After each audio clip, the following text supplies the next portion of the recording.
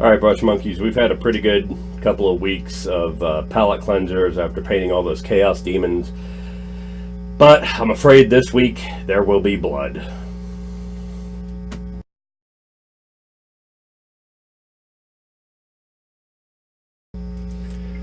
All right, Brush Monkeys, welcome back. This week we are talking about blood effects and how to put blood on your figures in a way that looks fairly realistic. Now, today we're going to be looking at two main products. One is the Green Stuff World True Blood effect paint that I got from the Asset Drop box a couple of months ago, and then the other one is the tried and true standby Citadel Technical Blood for the Blood God. And we're going to look at how those two compare. We're also going to look at three basically homebrew recipes that I found online and tried out. One involves mixing Tamiya clear red and black ink. One is Tamiya clear red, black ink, and red ink. And the other one is Tamiya clear red and Abaddon black. These three I tested before the Blood for the Blood God came out. And for the most part, we're just going to look at the two commercially available ones. I may do a test later with the three homebrew ones in the four methods that we're using to test them. And as you can see, I've got some Slaughter Priest and Khorne figures here to show you what the blood effects look like on the actual figures. The four methods we're going to look at to evaluate blood effects is there's four main ways you can put blood on a figure. You can drop it on there, dab it on there with the brush. You can streak it on, which is the method that's used for the edges of axes and things like that, where you just kind of paint it on and then you can streak it with the brush. And I'll go into how to do that too. You can splatter it on, which involves using an old toothbrush to kind of splatter it on there, and then you could blow it on, which involves getting a brush load of the blood effect and then shooting it with an airbrush so that it splats onto the paint or onto the figure. And that's if you look at the bases of these Slaughter Priests, that's how I did a lot of these. This was kind of done with the flicking effect with the toothbrush, and then this part was blown on with the airbrush. And then this part was dabbed on. So there's different ways you can put blood on the figures. And each one has a different use depending on what effect you're looking for on it. So I'm going to go ahead and pause, and then I'm going to get into testing these blood splatter patterns. As you can see, I've got my this is my color studies book, and I've got them all made out with blood splatter tests with the Blood for the Blood God, and then I've got ones made out for the True Blood ones. I may make out other ones for the other three and show you what those look like as well, but we'll get to that later. I made up those three formula before Blood for the Blood God came out, and really since Blood for the Blood God came out, I haven't used them at all. They're okay, they're perfectly workable, but Citadel's got a dedicated product for that. This video is mostly to test between Blood for the Blood God and the True Blood and see which of these is the best product. Okay, so I'll take a break here and I'll come back in a little bit. Okay, so I decided to do things a little differently with this. I decided, since I was going to be trying out 5 different products or recipes and using the same 4 methods for each one of them, that it didn't make much sense to have a whole page just for, or a whole 2-page spread like this just for the 4 methods on one item and then have to do the same 4 on another thing. It made more sense, if I'm comparing them side by side, to do the 4 methods, to do all 5 products on each method. So like the drop test will be all 5 of these on the same page. The flick test will be all 5 on the same page, etc., etc. And that way you can see what they look like side by side. And so the 5 products we're going to check out are Green Stuff's World's True Blood, Citadel's Blood for the Blood God, and then 3 homebrew recipes that I'll get to in a moment. The 4 methods, that I'm using are going to be the dab test, where you're just kind of dabbing the paint on, and I'll get into that in a moment. The slice test, or the slice method, that's good for like the edges of axe blades and things like that. And again, I'll show you the streak method, rather. I'll show you that in a moment. The flick test, which uses an old toothbrush, which is what I've got right here. And then the blow test, which uses an airbrush and your brush. And like I said, we'll get into all that here in a moment. First, we're going to do the dab test, and we're going to start with the Citadel Blood for the Blood God. Here, this version, or this method, is really useful for blood that's been pulled on the ground, and really it's very, very simply, you just take some blood and dab it onto the base. Kind of move it around a little bit and just let it kind of pool out. So that's Citadel's Blood for the Blood God.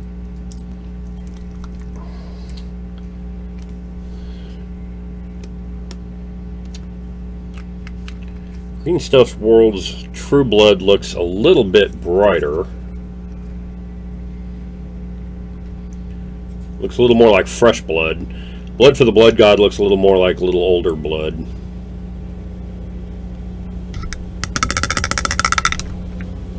That looks pretty good. Then the 3 methods I'm going to use, the 3 homebrew methods I've got are, and I've got the recipes written down here, Tamiya Clear Red and Black Ink, Tamiya Clear Red, Black Ink, and Red Ink, and then Tamiya Clear Red and Citadel's Abaddon Black. And I think with these 3, I was looking to get something kind of akin to an older blood, kind of a dried blood maybe. So we're going to try these out and see what they look like.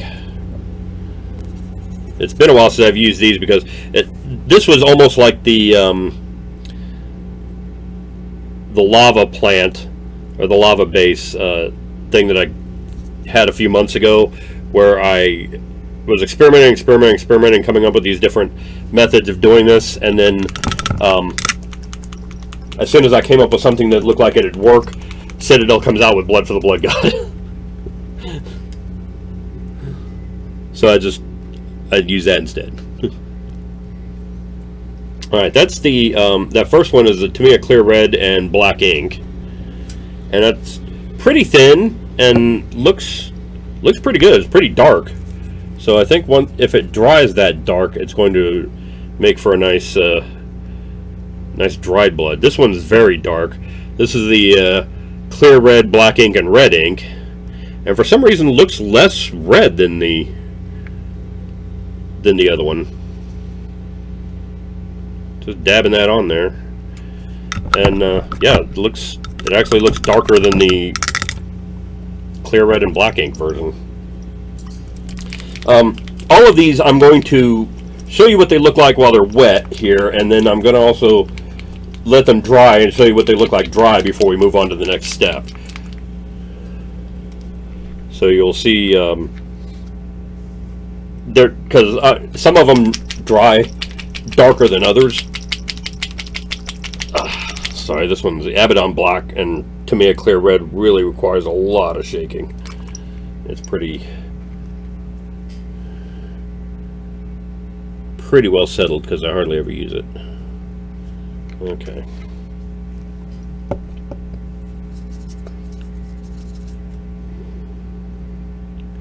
That is. Okay. That's very bright red and doesn't seem to have any of the black in it.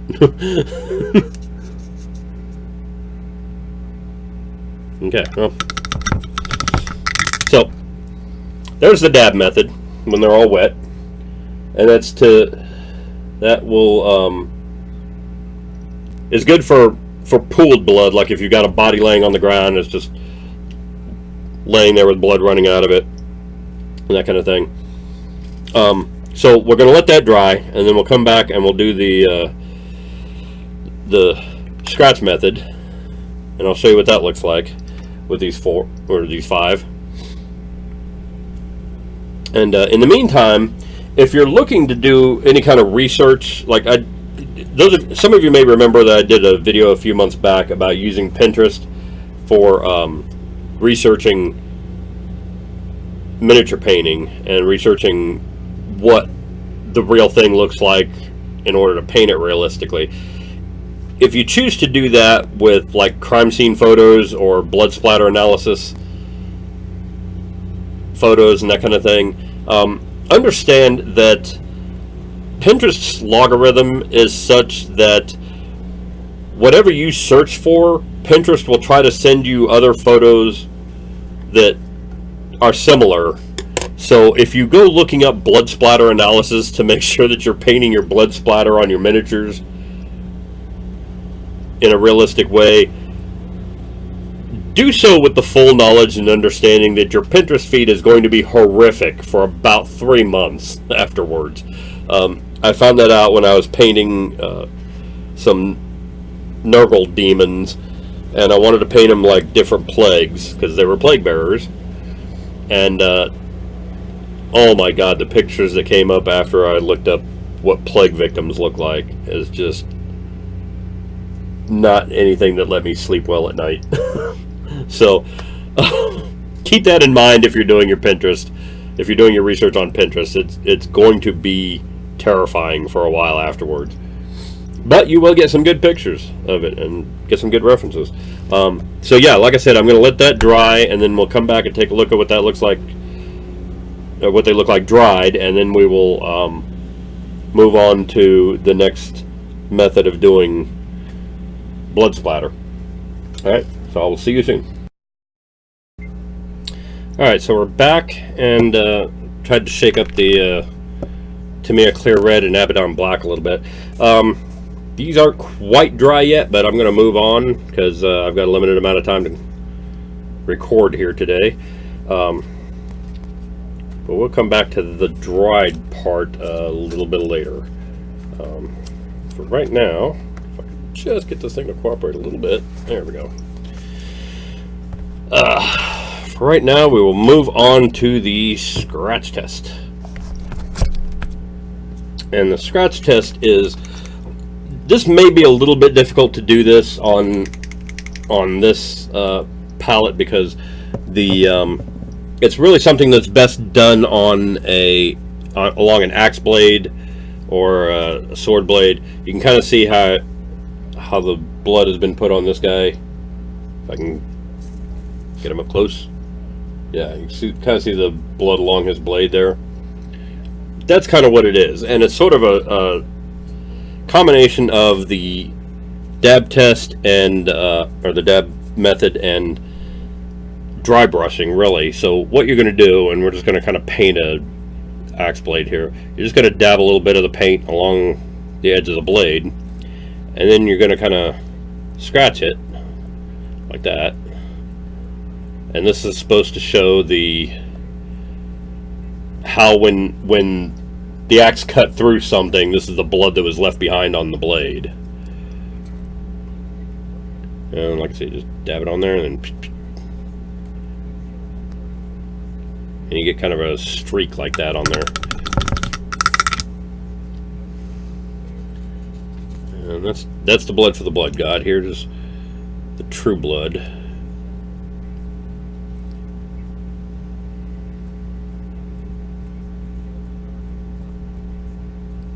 True blood looks really kind of bright red. I feel like the True Blood and the Blood for the Blood God are both can kind of be used in unison, because one dries quite a bit darker and than the other one, and so you've got kind of a dark venous or dark is arterial. One looks more arterial, one looks more venous. So you've got one that looks like it's a little more oxygenated bluish blood, and one that looks a little more bright red fresh blood. I'm sure phlebotomists are going to tear me apart for not knowing the difference between the two, but I'm a miniature painter, not a medical personnel. Damn it, Jim, I'm a doctor, not a... Oh, yeah. I'm a miniature painter, not a doctor. Anyway, moving on. So this is the Tamiya Clear Red and Black ink.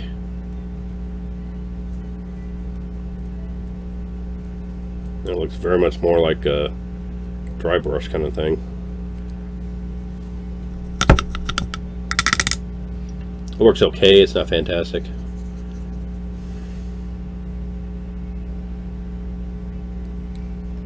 So, oops. I immediately got the wrong one on there. This one seems to be a lot thicker for some reason. There we go. But this isn't cooperating. Seems to be a lot more purple in it. I think I might have gotten the labels backwards on these, because it kind of feels like, and I could have sworn I was keeping track of these while I was doing them, because it seems like the Tamiya Clear Red, Black ink, and Red ink is much darker than the Tamiya Clear Red and Black ink.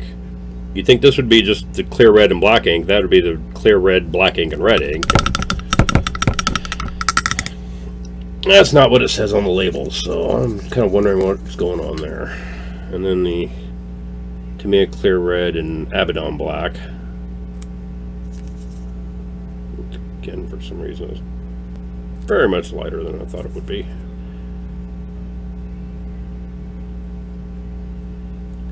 This one looks a little better after putting it through the shaker, but still a lot brighter than I expected it to be. So there's a streak method. There's a dab method and the streak method. You can dab method, streak method. Okay. So now we're going to let those dry, and we'll come back and do the flick method and the blow method at a later date. And the just to kind of touch on what they are, the flick method is you dip your paint, or you dip an old toothbrush into the paint, and then you just kind of flick it like that, and it flicks the paint onto the surface. So these two are going to make a mess. The blow method is you get a good brush full of paint, and then you take your airbrush and just kind of give it a quick blast of air, and that blows the paint onto the canvas or onto the figure and makes it look like arterial spray, or look like I don't know if you ever seen Full Metal Jacket when Vincent D'Onofrio shot himself. Spoilers. It looks like what ended up on the wall behind him. So it's good for doing gunshots and things like that. If you want to do, if you want to show on a piece of scenery that a character got shot or something like that, that's a good method of doing that. But like I said, we're going to take a break, let those dry, and then we'll come back and get into those other methods. All right? See you later. Alright, so we're back, and we're about to do the flick test. And as you can see, I'm wearing a glove for this one, because this gets messy fast, and is really kind of... I don't like the flick test as much as some of the other methods, because... the flick method as much as some of the other methods, because it is god-awful messy, and it's imprecise. It's hard to get the paint exactly where you want it on the figure. So... anyway, to do the flick method, all you do is you take an old toothbrush, you dab a little bit of it in the paint, like you see here, and then you just kind of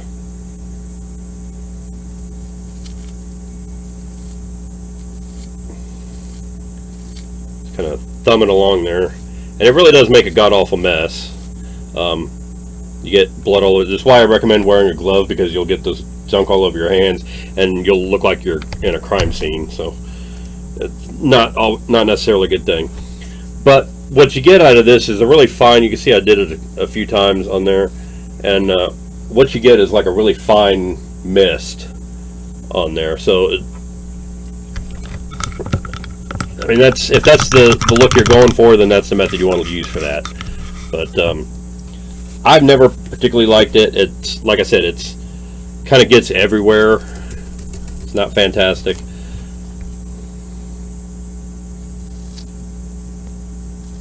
The closer you get to the thing when you flick it, the more the True Blood actually got on there a lot, and True Blood kind of went everywhere. that was kind of a mess. Wow. Okay, so the True Blood is like really, really gory on the flick test. I wonder if that's just because it was wet. Brush was wet. Okay, let's try the next one here. It's going to do each of these in turn. So I don't get this stuff all over me in the process. Oh, I'm getting it on me. Okay, that one's got the Tamiya Clear Red and black ink, because it's got a little bit of gore going on there. I think some of the gore has to do with the brush being wet in between. Yeah, because that is really nasty, and it runs down the wall too. That's kind of gross. Okay. Like I said, I don't use this method a whole lot, so what you're seeing is kind of my experimentation with it, as well as actually doing the method.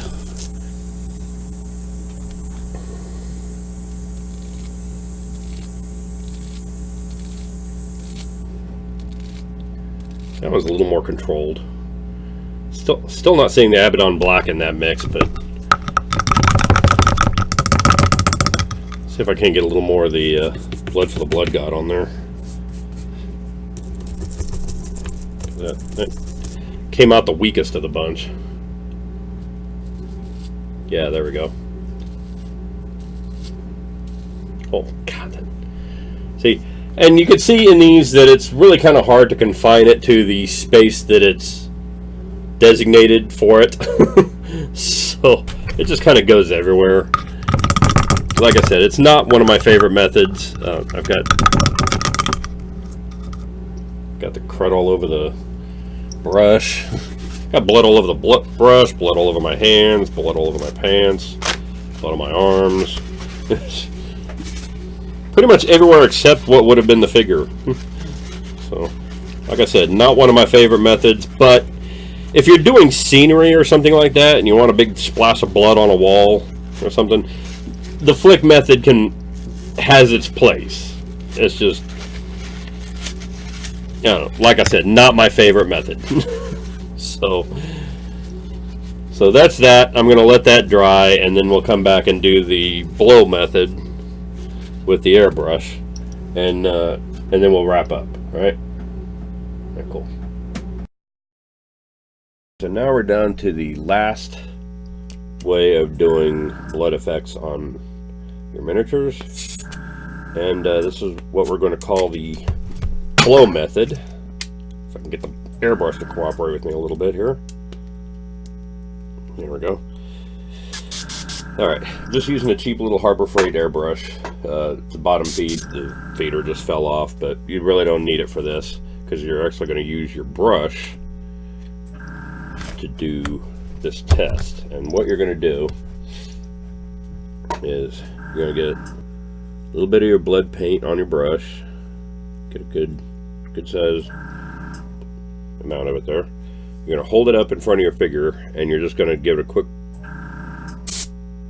little splat of air like that. That gets your, if you want a little more blood on there, you can do, there we go. So it looks like that. This is great for doing things like gunshots and arterial spray. be good for this kind of thing. To get a little more arterial spray look, you just go a little closer to the brush. Get a little mist, you get further away.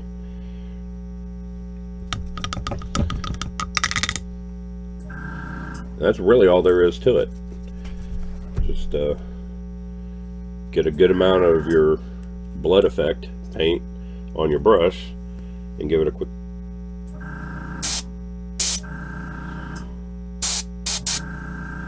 That was not sure why that didn't want to cooperate.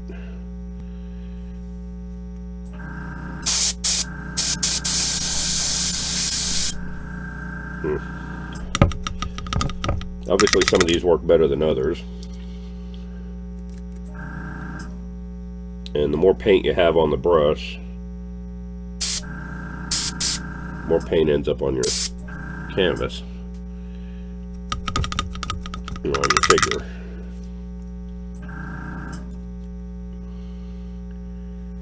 And clearly what I've learned over these last four methods of doing this is that almost universally the Citadel Blood for the Blood God and the Green Stuff World True Blood work better than any of the homebrew options. And they're actually formulated, they actually look like blood, and when you splatter them on the canvas or on the figure, they actually look like blood spray. So that is that's the 4 methods of doing blood splatter. Let me turn this off real quick. Sorry. Compressor's kind of loud. So that's the 4 methods of doing your blood splatter. You got the dab method, you got the scratch method, the flick method, and the blow method. And they all have their uses depending on how you want the blood on the figure to look. The last thing I'll say about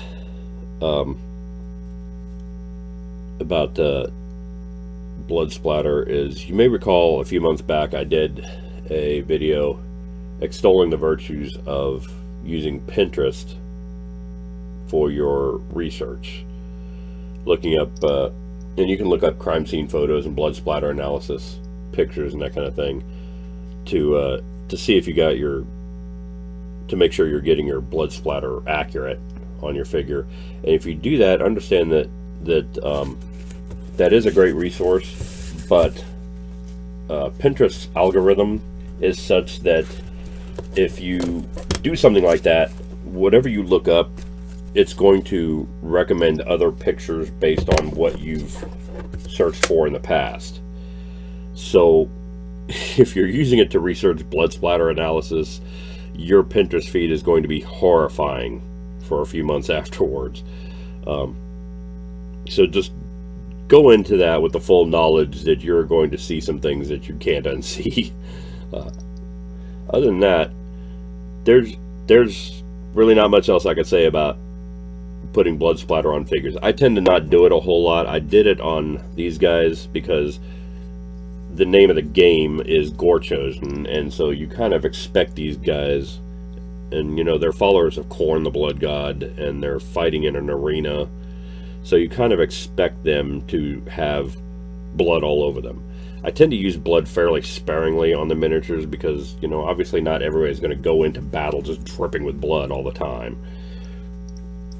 And so it's kind of unrealistic to me at times. So I use it fairly sparingly, but I figure if you're going to use it, do it right and get it to look right. And so, like, these guys were a combination. I did the scratch method there on the blade, so it looks like you just cut somebody's head off, and then I did a blow on the base, and I think I did a blow on the claws there too, just to get it to splatter right on the claws. And this guy was the same way. I did a scratch on the blade so that it looked like he cut somebody's head off with that thing, and then a couple of blows on the base, like a big one there, and then a smaller one back, little mist back here. And I'm pretty happy with how they came out. So there you go. There's blood for the for miniature painting. The two main products you can get, as I said, are Citadel's Blood for the Blood God and Green Stuff World's True Blood. Blood for the Blood God came out more arterial and a little darker.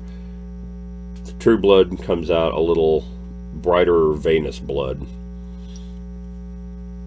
And of course, with these two products on the market, you don't need any of this homebrew nonsense. You can get rid of that. So there you go. As always, comment below on what you liked and didn't like, or want to see more of. And then I will see you guys later. Bye. Hey Brush Monkeys, Tom from Flying Monkey Studios here. If you like what you see, click like. If you want to find out when new videos get posted, click subscribe. Comment below on what you want to see on future videos. Visit our Patreon site for lots of ways that you can support me in doing what I do. You can also visit our Instagram and Facebook pages to see all the miniatures that I paint on this channel and see how you can get your hands on one of your own. So thanks a lot for your time, and thanks for watching my videos, and I will see you guys later. Bye.